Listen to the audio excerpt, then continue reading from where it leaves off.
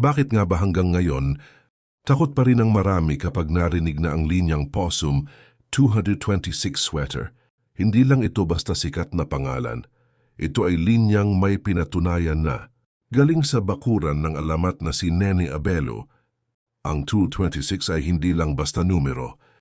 Ito ang leg band ng Foundation Cook na nagpabago sa laro ng sweater sa bansa. Speed check cutting, grabe. Ang katangian nito, straight shooter. Yung hindi aatras sa salpukan pero may utak kung tumama. Kung hanap mo ay bilis na may kasamang deadly accuracy, ito yon. Pero ang sikreto ng mga master, i-cross mo sa McLean hatch para sa dagdag na power. Para sa akin, ito ang hari ng sweater line. Pero ikaw, ano sa tingin mo? Mas maganda ba itong i-cross sa Kelso o mananatili kang loyal sa hatch? I-comment mo naman yung experience mo sa 2026.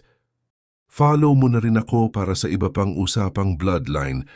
Kita kits!